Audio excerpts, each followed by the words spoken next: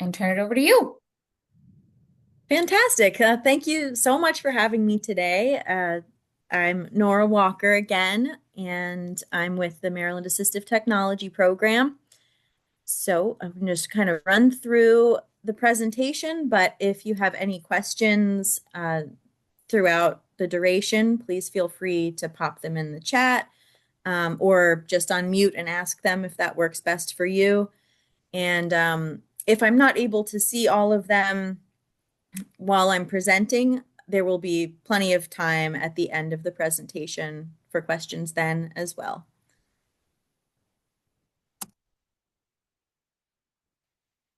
So Maryland TAP, the Assistive Technology Program, is one of 56 state and territory assistive technology programs around the country. Every state and territory has an assistive technology program. They might function a little bit differently depending on where you are in the country. Some are run through universities or nonprofits, and some, like us in Maryland, are run through the state government. So we fall under the umbrella of the Department of Disabilities in Maryland. And most of the core services that we offer will be found regardless of where you are in the country. Some things might differ slightly, but you can expect to find uh, some of the same core services. In Maryland, we would consider ours to be equipment demonstrations and device loans through equipment libraries. We do equipment reuse, some fabrication through with 3D printing technology. We have a financing program and we do lots of training and presentations. And we go out and about and have events and things as well.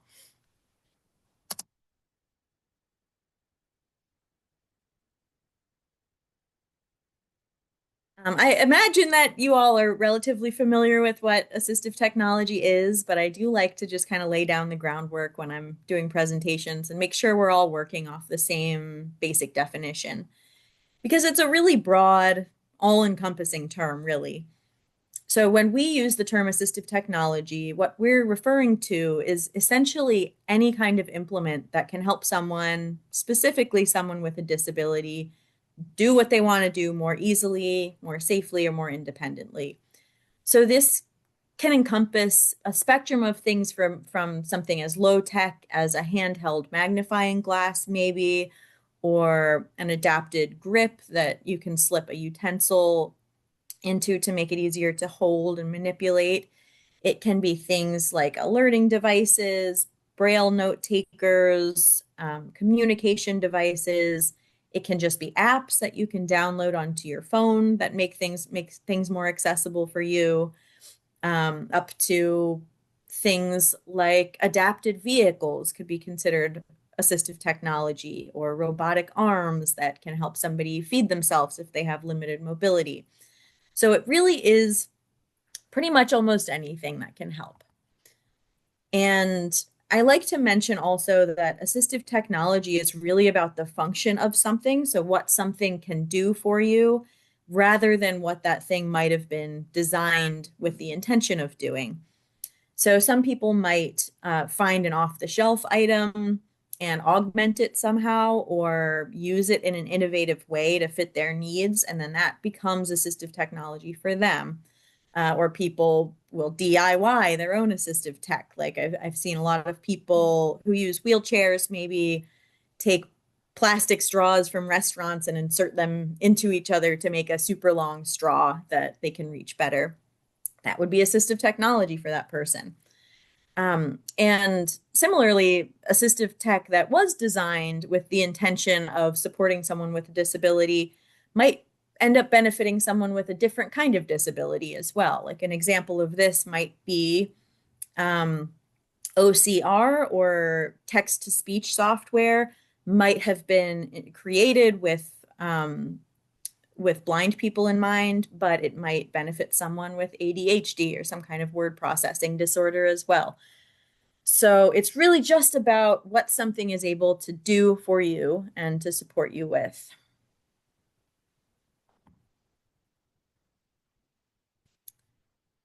And I'm going to play this little cartoon video that our team developed, just kind of further explaining assistive tech and assistive tech programs as well. We all like to do things like read, use the computer, cook our own food, or even play video games. It's how we play, learn, work, and get things done. But when a disability makes it harder to do something we'd like to do, we might need a little help. Luckily, there's a solution. Welcome to assistive technology, plain and simple. Assistive technology, or AT, is anything that helps you do something more independently, like walk, cook, communicate, play with friends, and more. These helpful tools can be as simple as a weighted grip on a fork, making it easier to grasp, hold, and eat. It can be as common as a free app that takes a picture of words and reads the text out loud, making it possible for a student to read and learn. Or as sophisticated as software that makes it possible for an employee to write emails and draft documents just by talking to their computer. It could even be as customized as video game controllers created for players who need to plug in switches or play video games with just their eyes. Whether you're young or old, whether you've had a disability from birth or developed one over the years, AT can help. Finding AT is easier than you might think. Every state has an Assistive Technology Act program to help you find AT. These programs allow people to see and borrow AT in their lending libraries. The AT library staff in each state will help you explore a variety of technology options. The lending libraries let you try different kinds of AT to find what works best, and to borrow the AT to try out at home, school, or the workplace. Some AT programs can help find the best ways to pay for AT, and sometimes they'll help find the needed AT for free. To find the AT program in your state, check out the Association of Assistive Technology Act programs at ataporg.org.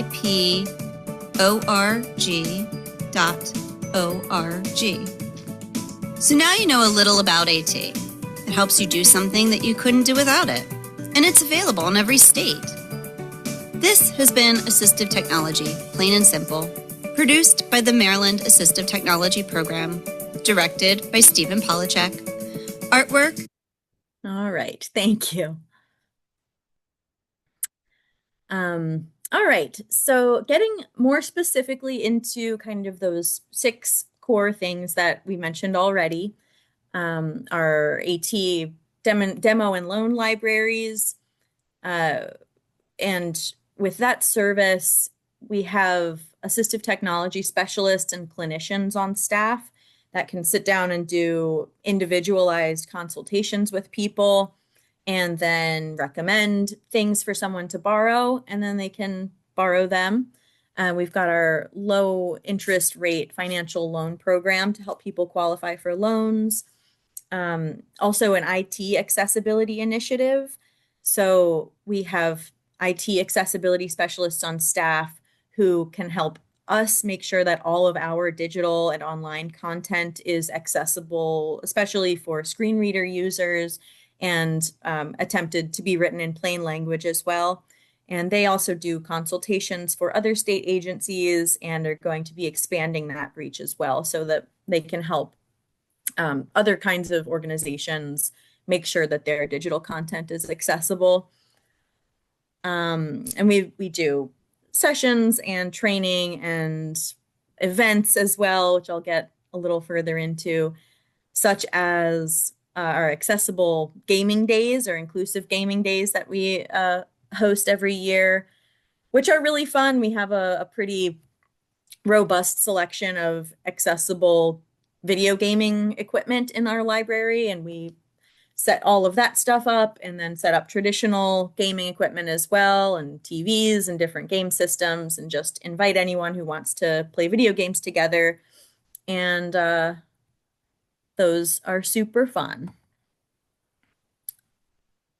But this little video, I think we can skip because you're not going to be getting any new information here, but it's a little overview commercial that we had developed a few years ago. So some of the info is a little bit out of date, but it's available on our website, on our YouTube channel, if you really have a hankering to see. It's just a few minutes long. Getting into our AT libraries. So our primary library, which has the most robust selection of different equipment, is located in Baltimore City in the northeast part of the city, right next to Morgan State University, basically on the campus of Morgan State. And we have hundreds and hundreds of different devices in this library. It's where I'm sitting right now, actually. And so it's the best place for people to come and have tours. It's often if people can get in person, it's the most useful library to come in person if it's accessible to somebody for a consultation or to just kind of peruse the selection. But we're also able to ship devices through the mail for people to borrow. Typically, our loans will last for 1 month, but we can be flexible about that time frame if there's no waiting list for that specific device. However, oh, and then we'll provide a prepaid shipping label as well, so someone can return the device through the mail at no cost to them once the loan period is up. But we do also have 8 auxiliary, what we call community AT libraries. Most of these are located in the centers for independent living around the state, and we have one at one of the ARCs as well. And so the selection of equipment will differ depending on which library you're accessing. Um, but they're going to be a bit smaller than our main library in Baltimore. But they're great because I think, with all 9 of them together, we serve every county or every region in the state. So if somebody lives in Western Maryland or Southern Maryland, it's really far. It doesn't make any sense for them to come all the way to Baltimore, but they really want that in-person experience and to be able to see and touch things themselves before choosing what to borrow. They can still have some access in person regionally. And on this slide, I have links to each of those additional libraries on these 2 slides as well. And this slide also has a picture of one of our assistive tech clinicians working with somebody in our main library. So you can kind of get a sense of what that looks like visually. But here are some more specific examples of what you might be able to see and try out in our library. So we've got different kinds of smart devices. We just have basic smart plugs that you can plug any wall plug appliance into and make them voice controlled or be able to be controlled through your phone or your device. We have lots of hearing stuff. Pictured on this slide, I have a pretty basic just noise amplifier, personal amplifier. We've got smart devices to help somebody with cooking, tiles and Apple AirTags to help keep track of your devices. We've got different iPads and smartphones that are equipped with different apps that cost money, but are assistive technology apps, so people can borrow those iPads or those phones and get some experience with the apps if you don't want to pay for them before trying. As I mentioned, we've got a lot of adaptive gaming equipment. Pictured on this screen is our adaptive Xbox controller. So there are inputs on the back of this black and white kind of controller that you can plug switches into and then have those switches function as each button on a standard controller. So you can really customize how the controller is set up. If you have movement in your head, but not as much in your hands, you could Velcro a switch to your shoulder and your other shoulder and, move your head to press the buttons. We've got a spectrum of different communication devices. Here is pictured our OB robot, which is a self-feeding robotic arm that can help somebody have independence with eating if they have limited mobility. And then we have a couple different options for uh, medical reminding pill containers. So this one pictured here has a spinning wheel. Each compartment can be programmed to go off at a different time for an alarm to go off at a different time of day. And then a top will close and lock so that the wheel will spin around and only the pill that you need to be taking at that time will be available. And there's also a weight sensor in this one. So the alarm won't actually shut off and stop sounding until that pill is physically removed from that compartment. So that can really increase somebody's independence with taking medication accurately and on time if they have some cognitive issues or challenges with their memory. I've known a lot of people who might pay a nurse or a caregiver to come in twice a day just to administer their meds. And this can be a way around that for some people. And we also, this is, I think, the reason that I initially reached out to y'all to offer a presentation is because we received a grant this year that allowed us to kind of bolster our services for deaf and hard of hearing folks specifically. So we were able to purchase a lot of new higher tech devices for our deaf and hard of hearing section in our library. Some of these include the HearView live captioning glasses, and we also have the Meta AI glasses, a Square Glow alerting system. The Square Glow device is a visual and tactile alerting system that can be connected to, anything that you would normally receive a noise alert for: phone, pager, doorbell, smoke alarm, baby monitor, et cetera, et cetera. And it'll has flashers and vibrating tactile devices and lots more things. We have a very large selection of different kinds of alerting devices now, um, and captioning devices and all sorts of things.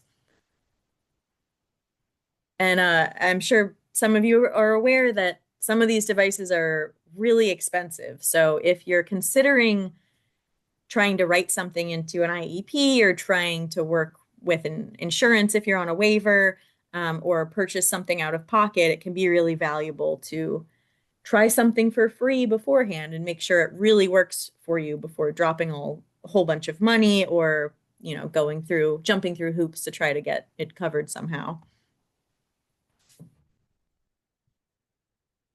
Let's see where we are.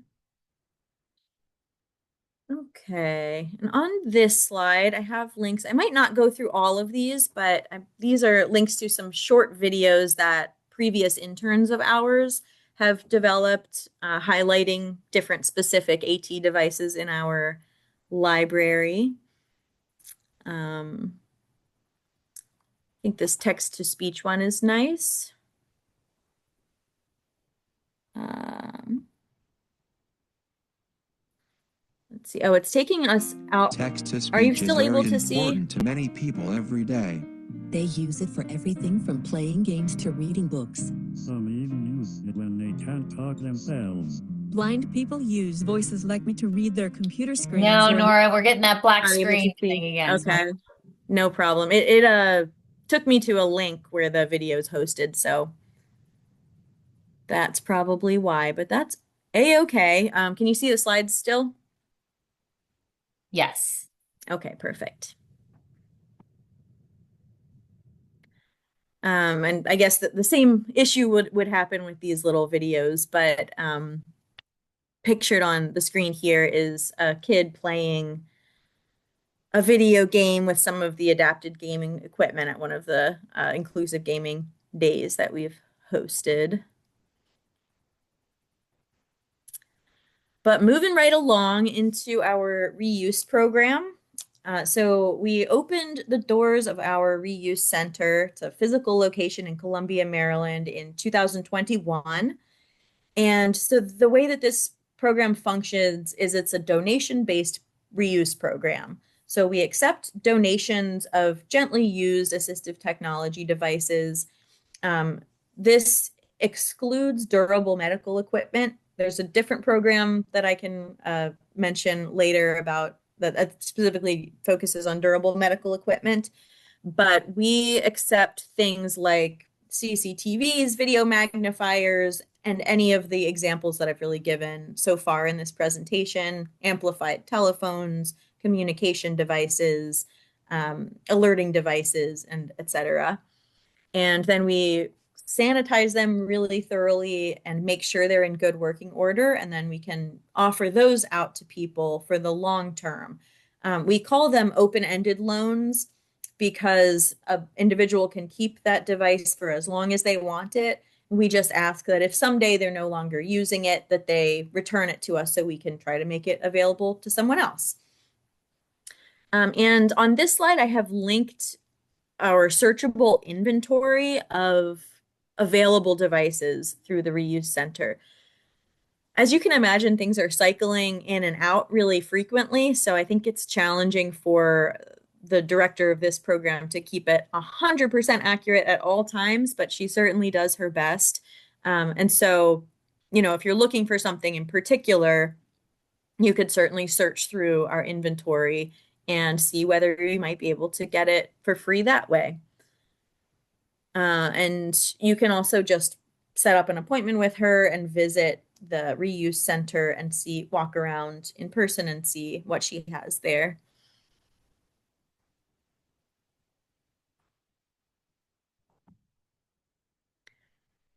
These are some images of examples of things that you might find at the reuse program. We've got a braille display, a switch, an adapted telephone, a CCTV video magnifier, and a lower tech communication device that's voice recordable. And then you can slide in different icons or pictures depending on what you want that vocabulary to be.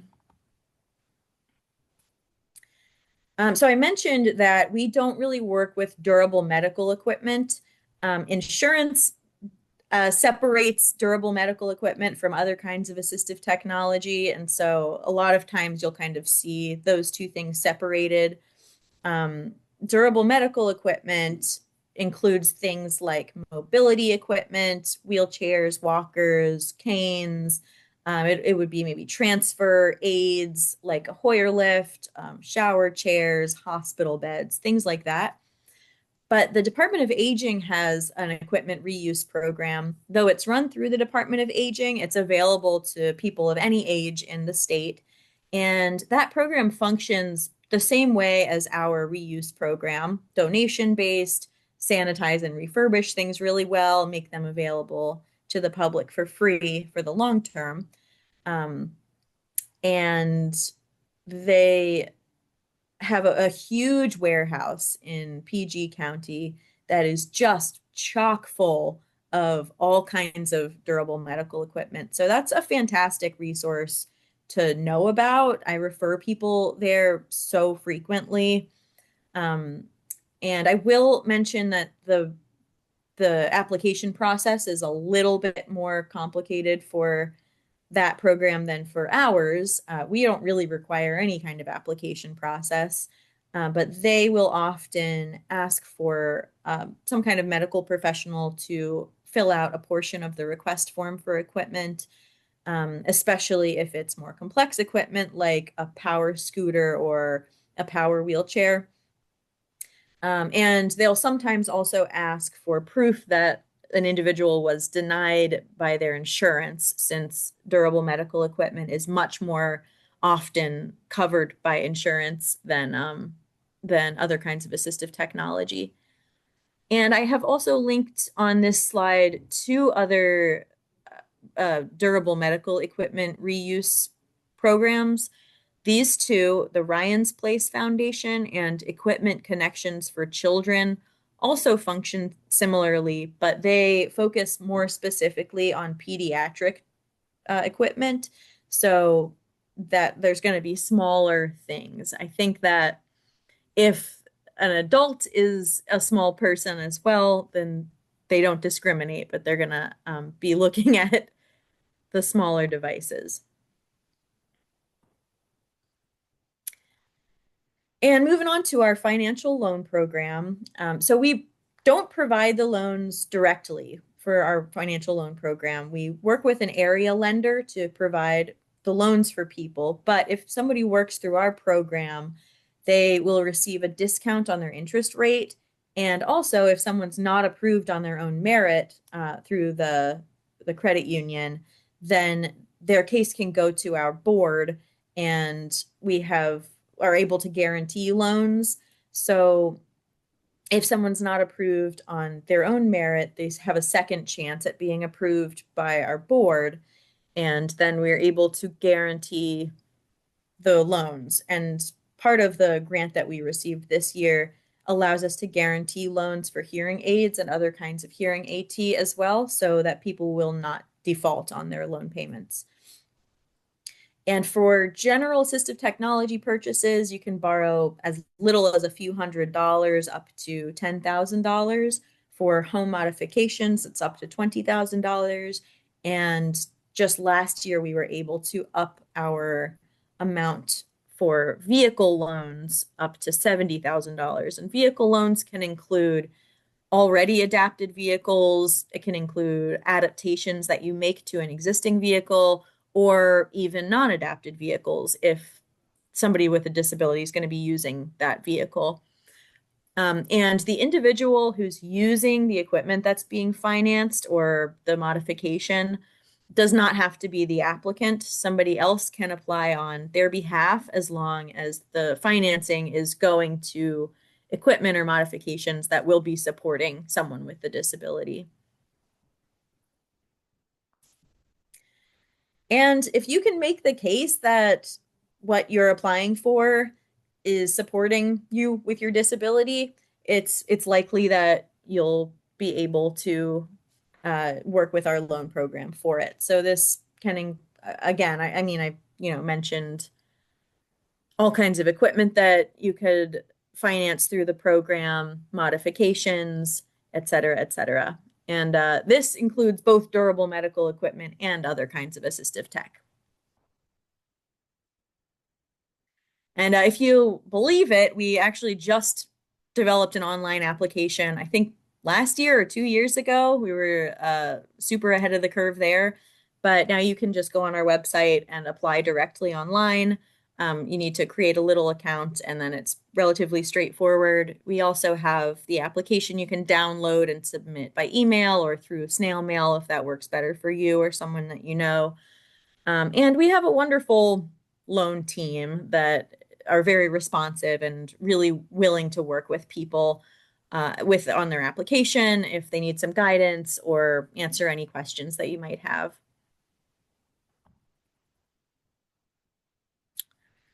We began a statewide portable ramp loan program a number of years ago. We were able to purchase a wide variety of different portable ramps and then house them at the different centers for independent living around the state. There's 7 different centers for independent living. They each serve different counties, covering the entire state of Maryland between them. And I have them all linked on this slide and the next if you need to go to their website or whatnot. But people are able to reach out to their Center for Independent Living, describe the area, like the entrance that they need to be using a ramp for, and then the people at the center will identify whether they have a ramp that will be, ADA compliant and safe to use in that scenario. And then the person can borrow that for free for typically 4 months at a time. But I think also depending on the center you're working with, they can sometimes be flexible about the time period. So this can be wonderful, if you are waiting on funding for a more permanent solution, or if you are traveling and need, kind of temporary access, or if you're recovering from an injury and need temporary access for that reason. I will mention, though, that the portable ramps only come up to a maximum of 16 feet, which is only ever going to be appropriate for an ADA compliant for use over a maximum of a few stairs. So this option isn't going to work for every situation and every person, but if there's a small enough threshold, it can be great.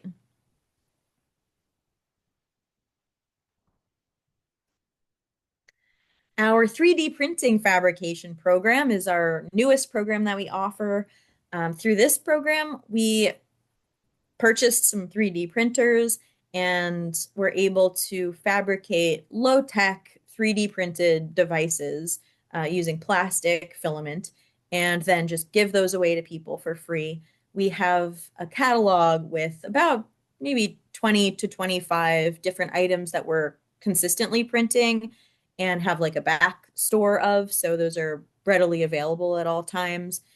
People can just click on the device they want, click what color they want it to be made in, and enter some information about themselves. And then we'll just mail that device to them for free for the keeps.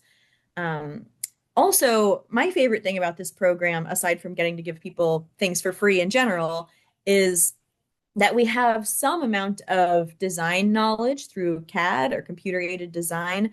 So sometimes an individual will reach out to us and say, I'm having this specific challenge. And I think that there is a really low tech solution that could be designed, but I don't know of one off the top of my head, or I don't see it in your catalog. And we're actually able to work together and collaborate with the person and sometimes design something new just for them that is customized to fit their need. And we just received a bit of a grant to expand this program as well. So we're going to, in the next year, be able to start offering a bit more complex and a bit larger and more substantial kinds of devices as well through this program. So that's really exciting. These are some examples of some of the things that we can give away for free that we're already printing or that we've already fabricated through the 3D program. I'll just go from the top left to the bottom right. So in the top left, we have a little stand that you can snap your phone into and use your magnifier app hands-free. So, you know, one thing that's really wonderful about the way that technology is changing and the pervasiveness of personal devices is that things that used to need a dedicated device that might have been really expensive, and a portable digital magnifier is a great example of that. They're often very expensive, can just be done using a free app on your device that you already have. Amazing, and love that. So yeah, we've got a little stand that you can snap your phone into. It's designed so that you can use your magnifier more easily or hands-free. We got reading isolation bars that can be helpful if you have some kind of learning disabilities, different openers for different jars and bottles of different sizes. We made this customized orb joystick head for somebody for their power wheelchair, and kind of enlarger for a key handle if it's difficult for you to squeeze and turn a little key with those tiny fine motor skills. And then all the way to the bottom left, we have something that we designed in collaboration with somebody who wanted to be able to open his toothpaste cap independently, but all of the off-the-shelf devices he was able to find required more kind of squeezing strength than he had. So we were able to design this little gadget that has an indent and kind of teeth that match the shape of his toothpaste cap. So he was able to just put that on top. It's a nice snug fit, and then kind of just push the handle so that it would open.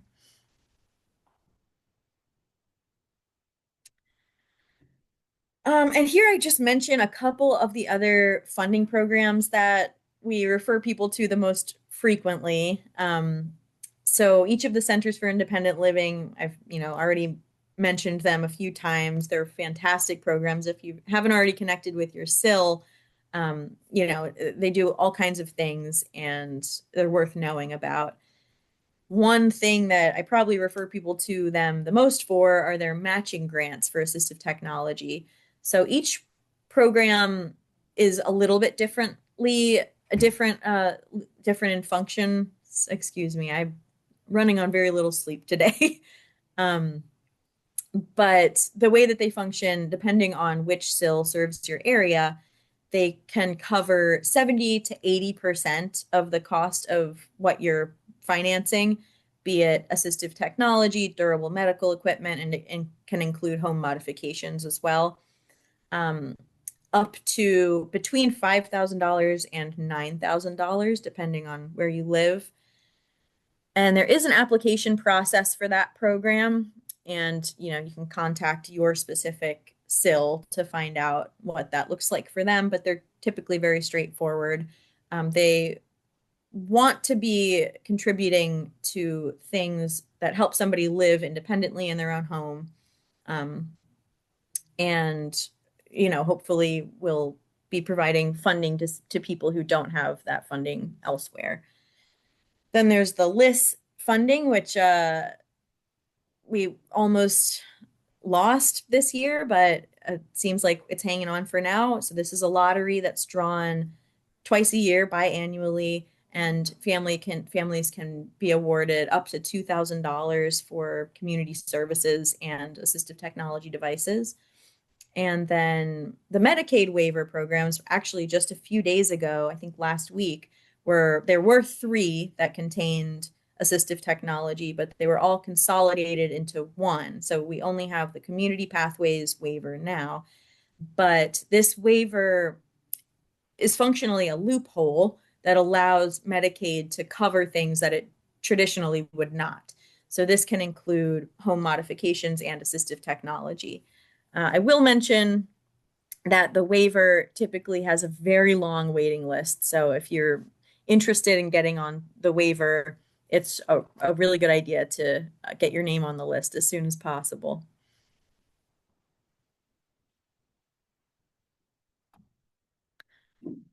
All right. And every time that we purchase new equipment for our library, our primary library here in Baltimore, we work with this little LLC called AT Discount Sales and Services. She has kind of a superpower for tracking down the lowest market prices of different assistive technologies. She identifies different discounts that are available, and she often will buy some equipment in bulk if she can get a discount on the bulk purchase, and then she'll provide them back out to people and organizations at the cost that she got them for. So she works with us all the time when we're purchasing new equipment, but she will also work with individuals, families, other kinds of organizations. So if you or anyone you know is looking at purchasing a new device themselves, I would certainly recommend working with AT Discount Sales and Services. She's a little one-woman operation. She's very knowledgeable. And the MAT program, the Maryland Accessible Telecommunications Program, we call our sister program because they are also run through the Department of Disabilities. They're a free program and they provide assistive technology, but they focus specifically on telecommunication equipment. So all kinds of different adapted telephones, and oftentimes it's now will be iPads and things for video conferencing or remote interpreting or any kind of thing like that. They can do Braille devices. Previously, they would do consultations with people or evaluations, and then identify what kind of telecommunication device was likely to suit that person's needs the best. And then the MAT program would purchase it and provide it to the person and provide some ongoing training, help with installation if necessary. They have recently changed their format a little bit in that it's now functions like a voucher program. So they'll still do the consultation, help work with somebody to identify what kind of equipment will work the best for them. And then they'll just end up providing a voucher to the person so that they can make the purchase themselves. And this program is also distinct from us in that there is an application process. So this service is reserved for people with lower incomes, But it's pretty awesome. You can keep the telecommunications equipment forever once you receive it, and I believe you can apply for services every 4 years. So, if your device breaks or you just need something a little updated, you can apply again after 4 years.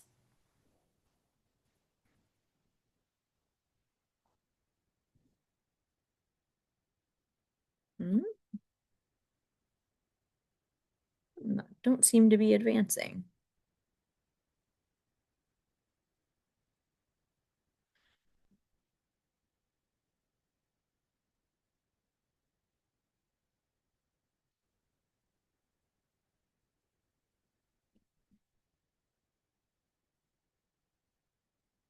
All right, sorry about that.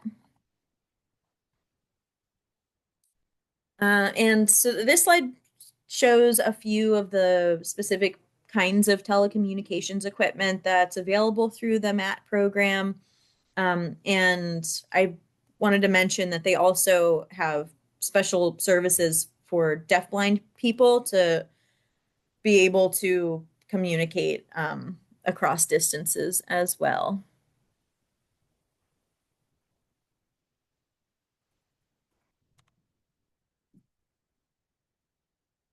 All right. And you can find us online. We have a blog that we update, Facebook. We have a lot of our presentations that we give are recorded and available on our YouTube channel. So, if you want to see what other kinds of presentations we offer, you can certainly go there and see. And we have an Instagram that we're still getting the hang of, but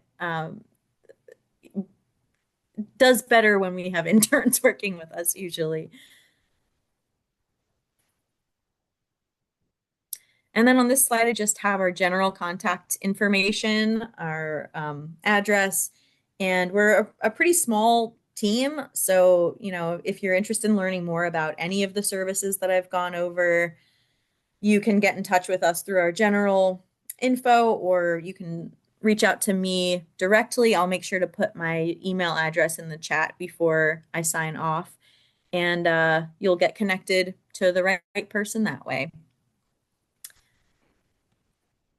And I think I ran through that a little bit more quickly than usual. So I'm going to stop sharing now and take any questions that you all might have.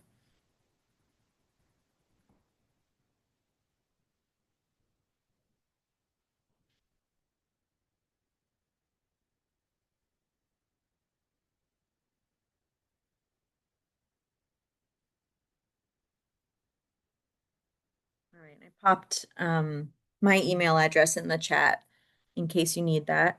I've got a couple of questions I see. Is the Medicaid Community Pathways waiver available to children under the age of 18?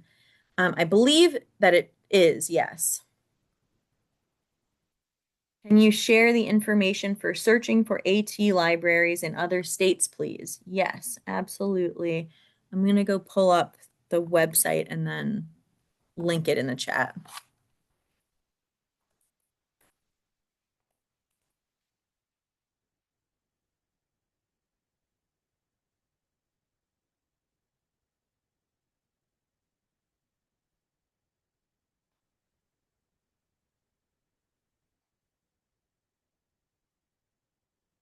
All right. So I shared in the chat the link to the AT3 Center and specifically the page where you can search for the different AT Act programs in different states. And can we get copies of this to access the links?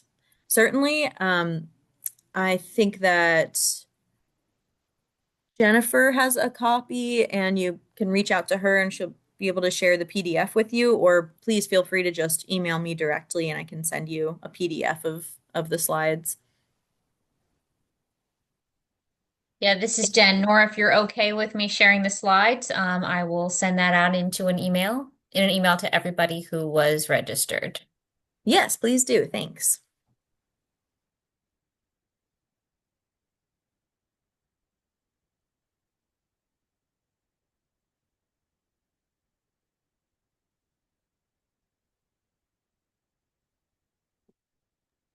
And Okay, while well, we are, I was gonna say, while we're taking questions, I'm just gonna post put up a poll, a presentation evaluation poll.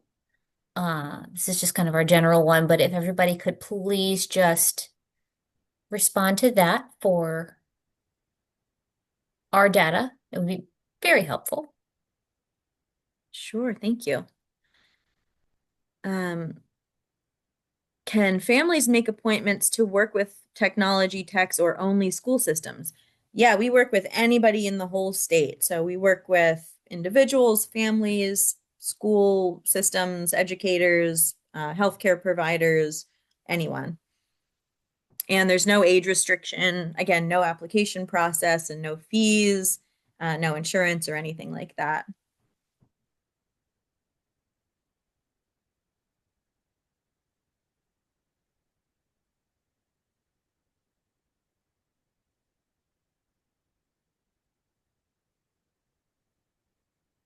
Do people see the poll or did I just accidentally close it? I can see it on my Okay, screen. cool. I minimized it on mine and it disappeared. Okay.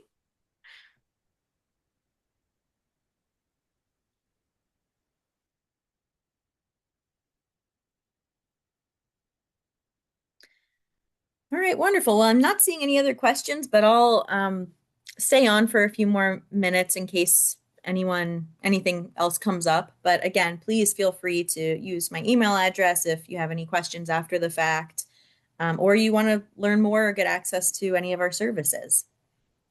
Thank you so much for having me again. Thank you all for joining me. Appreciate the opportunity.